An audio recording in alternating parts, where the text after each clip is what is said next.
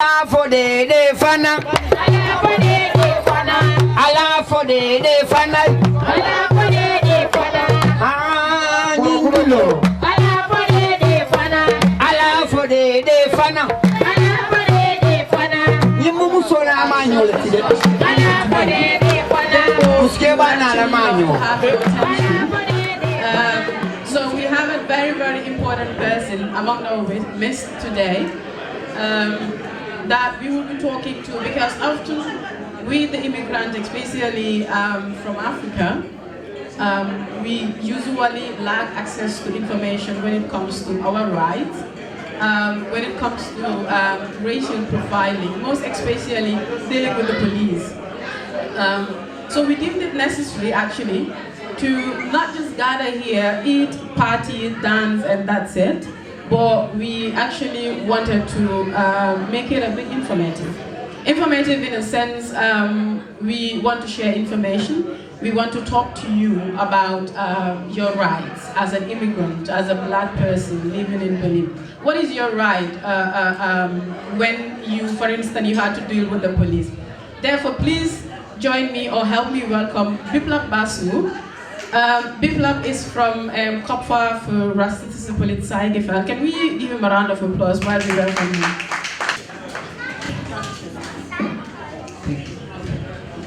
Have a seat.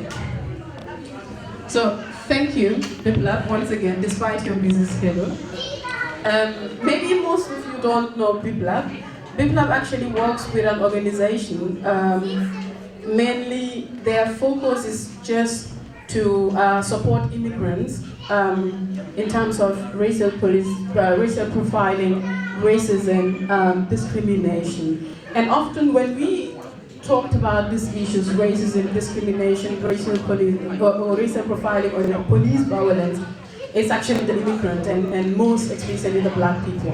So why we thought to bring this topic is because in Kreuzberg, for example, in Golitsa Park, we all know 99% it's black, and most of these people are from the Gambia.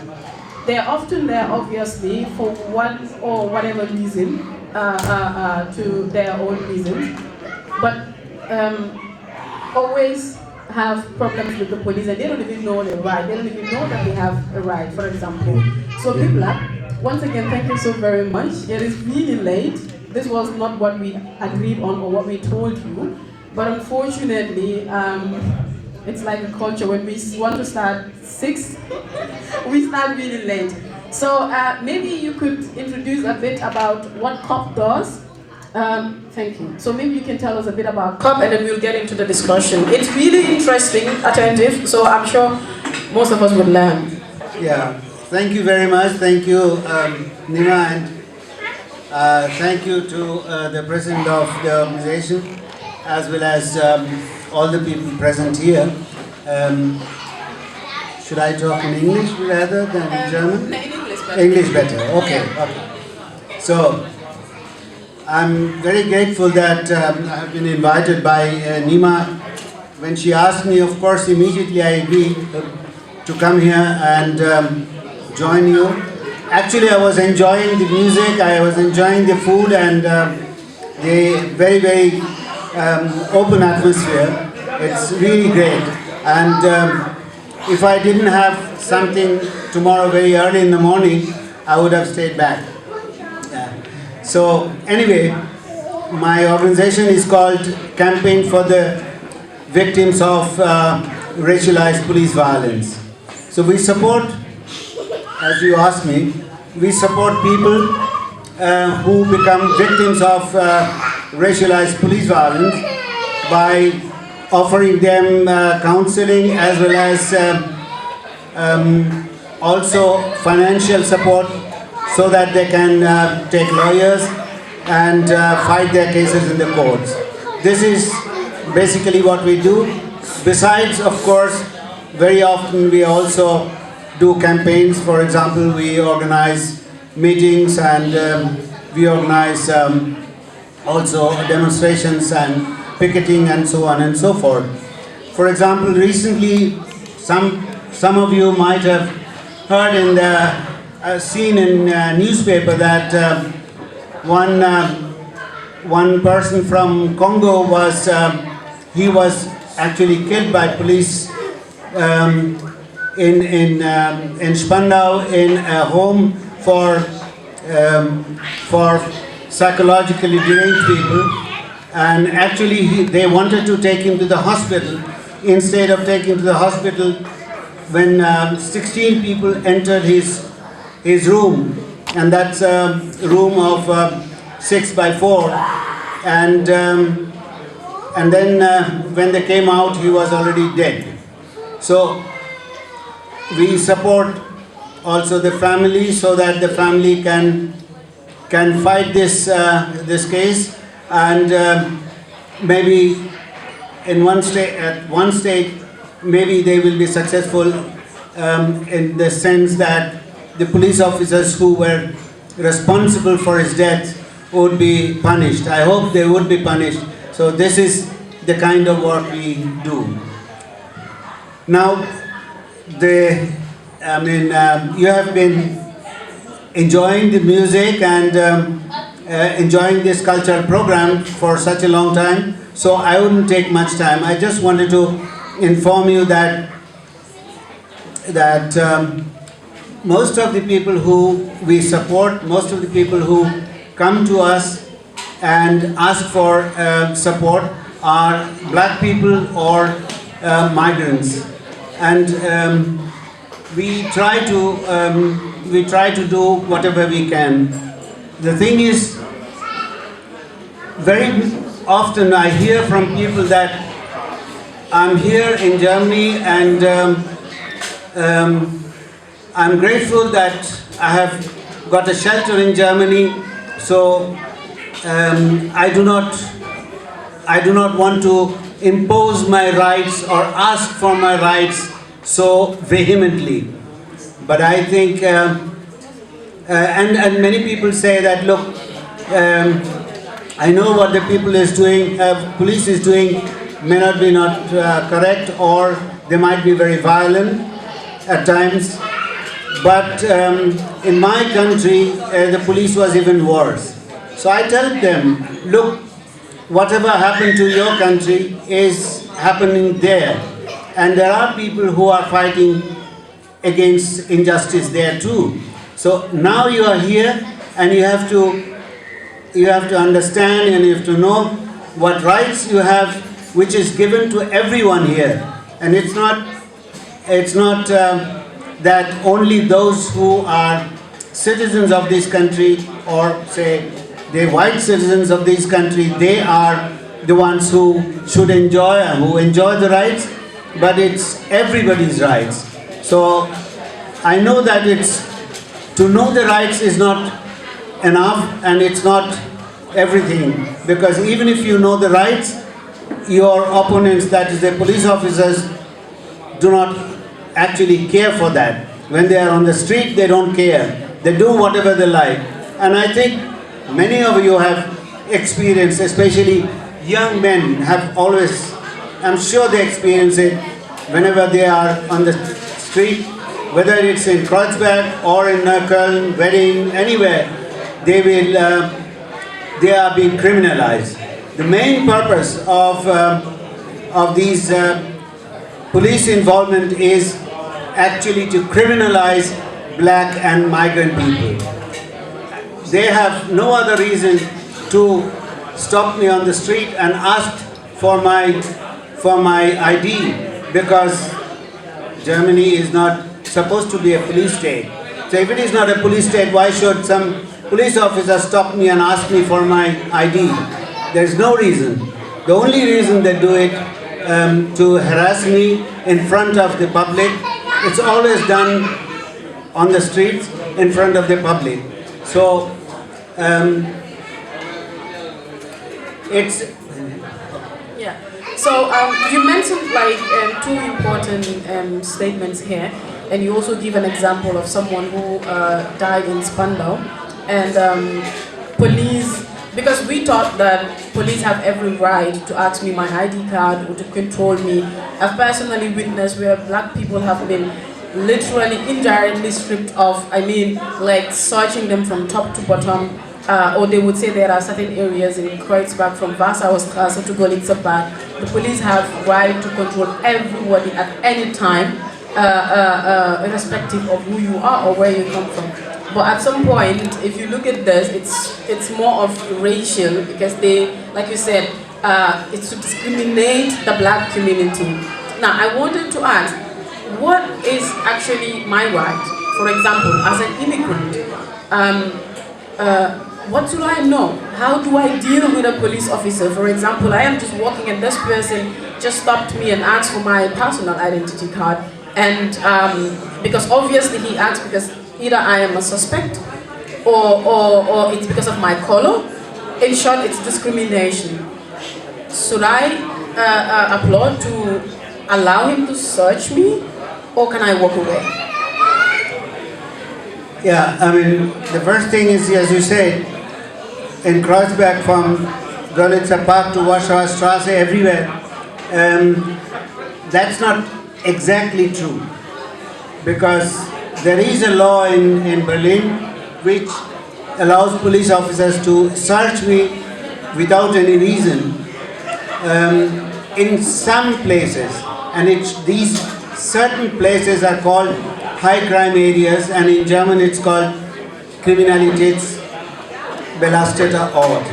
Now, what is Kriminalitätsbelasteter Ort? Ort is always, according to law, it's always confined to one particular place, and it should be defined must be defined very clearly, because a whole street is not an ort. So police has no right to exert this power of asking my ID or searching me in the whole street of, for example, Wiener Straße. The whole of Wiener Straße is not one ort, so they cannot do it, but they do it. Police officers are the one group which always violates laws. We must admit it, we must know it, and we should fight it. Police officers are the greatest lawbreakers in this society. And very often I confront it, and people say that they stop me, and then they say, show your ID, and they start searching me, and even ask me to take off my clothes in front of the public in the open street at any time of the day. Now, this is actually unlawful. They cannot do it, they shouldn't do it, but they do it.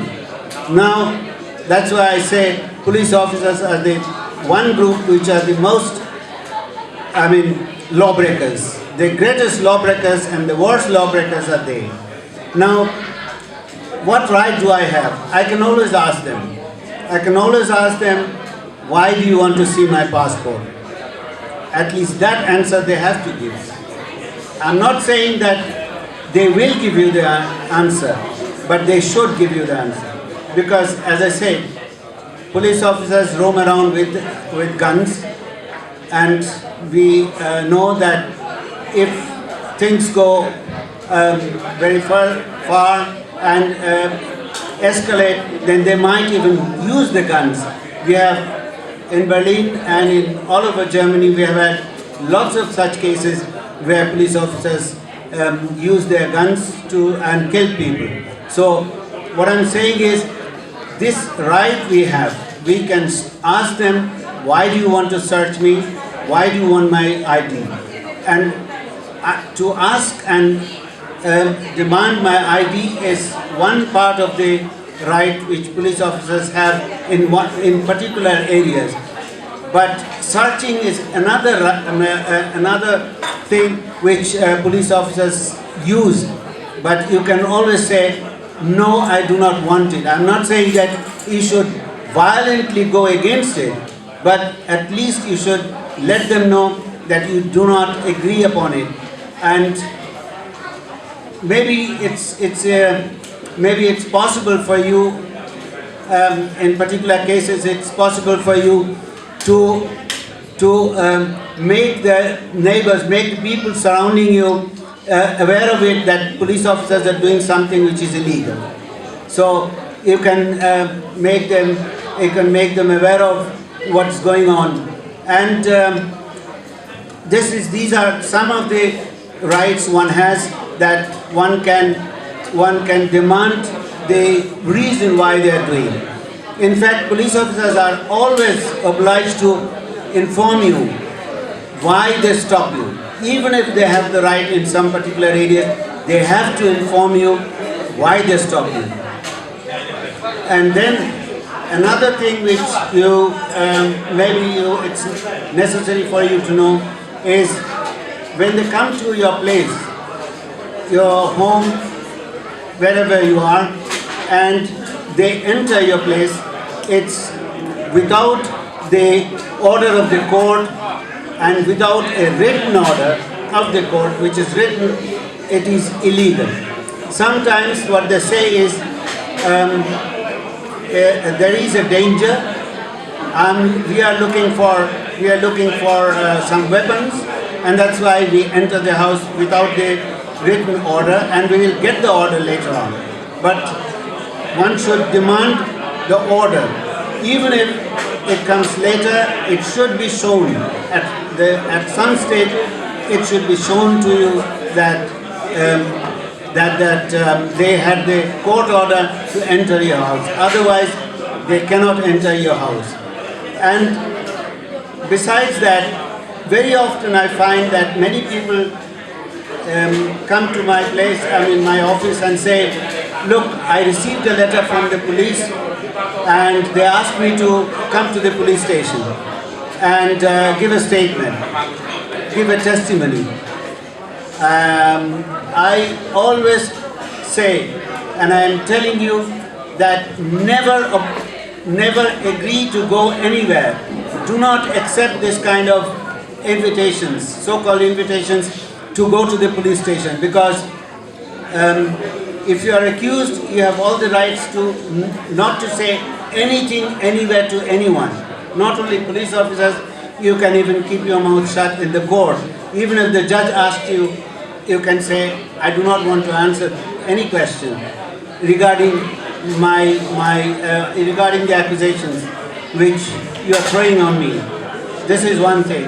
And secondly, it's always necessary, if you do not know the rights exactly, maybe it is necessary that you contact organizations like COP.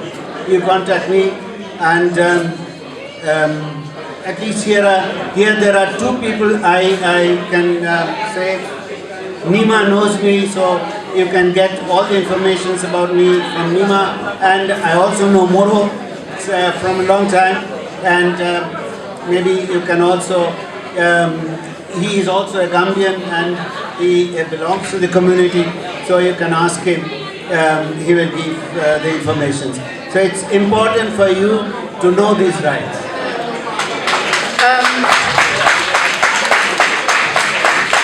Yeah, that seems really informative. So we will also allow the public to ask maybe 2 to 3 questions, but I have 2 more questions. One a follow-up, and also like a recent campaign that you guys started, Go Film the Police. This is really interesting. We talked about this, and now, so I was thinking, because most often I have walked around. I've walked in Golitsa Park for almost 2 years, and every day there is heavy police presence. Like, you have cars all over with their dogs, which is really uncomfortable. And the moment the boys see this police cars, they all run away. And you just talked about, like, if a police stopped you, you can talk. But in this case, this does not even happen because they're running away. And I wonder why they're running away. But that might be another discussion of its own. Like, you receive letters without being notified, without being informed. We've seen asylum seekers that are just picked up from their houses, from their asylum camps, without even being notified at some point, and they will just be deported because they didn't know. Now, I want us to talk about the campaign that you guys recently started.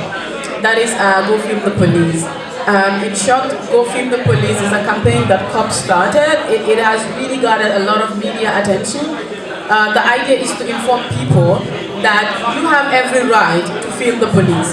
mind you, the police have a webcam on them, body cam on them, and this is to document everything that they are doing. And I think since the George Floyd case in USA, Germany was one of the first countries that employed this anti-discrimination law against the police, mostly for black people. So maybe you could talk a bit about this, and also the campaign. You never know, but it's your right to film the police while the police is interrogating you. Sometimes we thought, okay, if I did this, I'm breaking the law. You just mentioned this. Like, I don't know what is my right, I'm scared, I'm not German, I'm black, I'm immigrant, I'm refugee, I don't speak the language, all of those challenges and barriers. So we just tend to shy away. But I think this discussion is important. Maybe you just tell us a bit to summarize the aim of the campaign. And again, aside reaching to us and Moro, maybe you give them your address to see how they can mainly contact you, and then we will take a few questions from the public and then we close it there because it's really late. Sorry once again for keeping you too late, but I'm glad that you're always around whenever we need you. Yeah, of course, I'm gladly here. It's not that I was forced, no, I'm gladly here, and I really enjoy being with you, being with the people, and maybe doing something for to gain back our rights. Now, the campaign which we started is "Go Film the Police" means, as many of you know, that in Berlin the government said police officers will wear body cam so that they can film when they are being attacked or being abused or something goes against them. Now we say, fine, you have cameras to film us and implicate us if we do something wrong. So we will also use our cameras to film you so that in case we need it, we can implicate you for the violation of our rights, human rights. And that's why we started this campaign. Although police officers get very violent when they are being filmed, they want to film us, but they don't want us to film them, surprisingly, because they are very scared. They know they are guilty. They are scared that their guilt would be recorded and documented and maybe presented to the court. That's why they're scared, and that's why they are violent. They don't want it. And this is the reason we started this campaign, and for the next 1 year, we would intensify this campaign so that the political representatives of people's representatives in Berlin would come up with some explanations and also some solutions so that we can very freely film the police when we feel in danger. When we feel our friends in danger, we can film them. So this is the reason why we started this campaign. Now the thing is, most probably you would not say in the same language as I'm saying that very often we see police officers lie. Very clearly they lie. I'll give you an example, a short example. I know it's very late now, so I won't take your time. I'll just give you one example. Some months ago, one young guy, and I think he was also from Gambia, this young man was stopped in somewhere in Kreuzberg on the street, and he and his friend, both of them were stopped, and the police wanted to know, wanted to have their ID. So this guy who I'm talking about, he showed his ID, and they started searching him. He didn't protest, he didn't say anything, and they searched him and didn't find anything. Actually, they were looking for drugs. Anyway, they didn't find anything, but they saw his ID, which has expired. Now he said, yes, I know it is expired, but I have already booked an appointment with the Ausländerbehörde, and my ID is valid till I go to the Ausländerbehörde on that very day when I got the appointment. And this is legal in Berlin. You can book an appointment, a termin, and till that period your ID is valid. And the police officers, despite this fact, they confiscated and say, no, you go in 3 days, you go to the Ausländer and collect your ID. He says, but why should you do it? Because I'm showing you the paper that I have an appointment and it is valid till that day. So, but they ignored it, took it away. Next day, he went with his wife and two small children to the police station to ask the police officers to change the date. At least the date should be given not 3 days later, but when his next appointment, actual appointment is. But they didn't do it. And in fact, they even lied. They said, oh, we know you are a known drug dealer. And you have a lot of cases, we have a big file on you. Next day, he went with his wife to the Bogan and asked and applied for this paper which shows you that you have no record, Führungszeugnis, and he got it. Despite this, he was implicated and he was accused, and Staatsanwaltschaft filed a case against him. And this case was taken up by the court. We supported a lawyer for him, and finally the court not only dropped the case, but acquitted the case and said he's innocent and what the police did was not correct. Now, this is how police criminalize us, because if they cannot do it straight away, they do it from the back. My last question. In this case, I think I have every right to sue the police. You personally sued the police. Unfortunately, you lost the case. No, you didn't. You won the case, yeah. This was a long time ago. So in this case, do I have every right to sue the police, and how do I do this? This is our last question. Yes, this young man, we said, now your case is over. You have been acquitted fully by the court. And so now you can, we will support you. If you want to sue the police, we will support you. But it is always dependent on what you want to do. So if you want our support, we will do it. Thank you. Thank you very much, Bipla. Wow, that's really informative. I'm sure most of us learned something, and we are taking along something, not just partying. If we will take maybe 2 or 3 questions. If you have any question, you can come forward, because we might not be able to take the mic to you. If there is no question, we would wrap it up.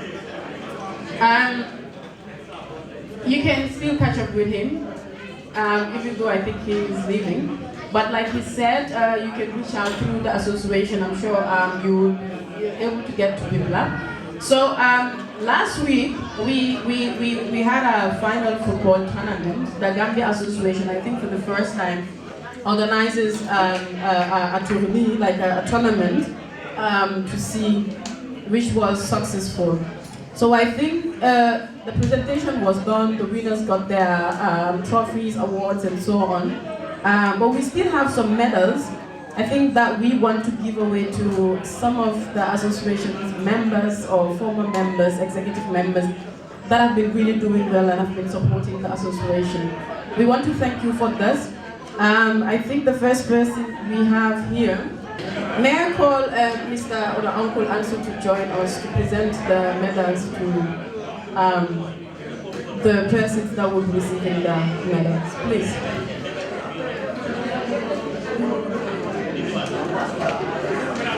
So first, you can stand. First we have Momodou Sanyang. Momodou Sanyang, welcome. This is an appreciation to you If he's not here, if anybody is here to receive it on his behalf, we'll be glad to present it to him or to his family. It seems, I'm not sure if he is around. Auntie Nafi Satu Cham, this is a token of appreciation. Can you please come forward to receive the medal? It's a token of appreciation. Maybe a bit surprised, but thank you for everything that you got for us this evening.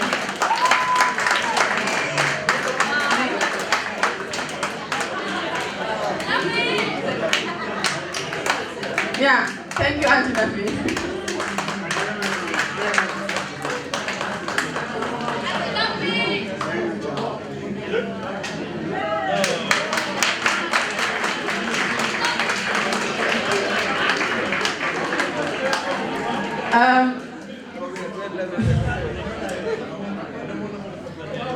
Thank you very much.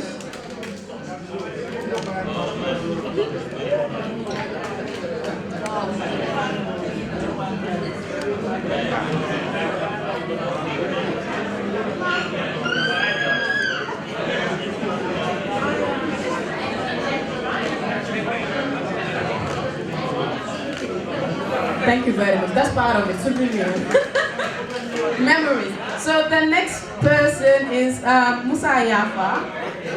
I'm not sure if he is here. Yeah, thank you. Okay, he's taking it on behalf of Musa Yafa as well. Thank you very much. Okay, so we have Partners of Democratie, Kreuzberg. I'm not sure that no one is here to receive that. So thank you, Partners of Democratie, for that award.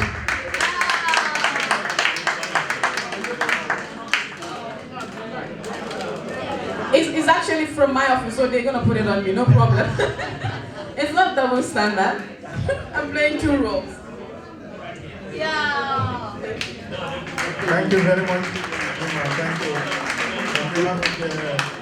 Democratic, Partners of Democracy, we thank you so much for your undertaking all this time you've been with us. We are very glad. Thank you very much. Yes, Nima is always there, and she always supports KOP, our organization, and I'm very grateful to Nima. Thank you very much. I will give that back to you. I know I can always count on Biplab. I can just call him. I'm like, Biplab, I need you on this. And he'll be like, no problem, you have the whole day reserved. So thank you very much for that. Thank you to all of you here. Binta Fati, it's your turn to showcase the Gambian culture. Thank you, have fun. There is food again. It's time to party now.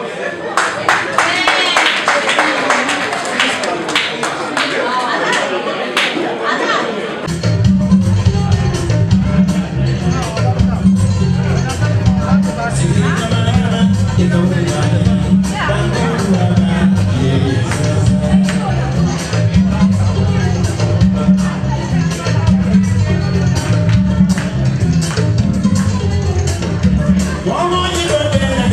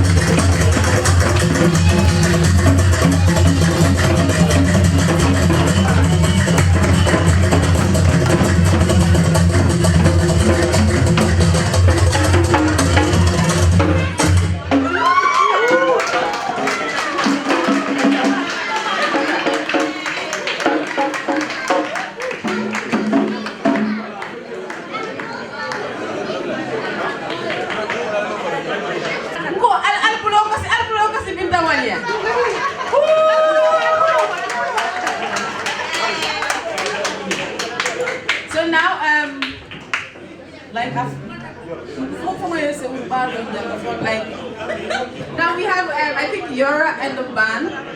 Thank you very much, Peter and team, for that. Yoro, you have the stage now.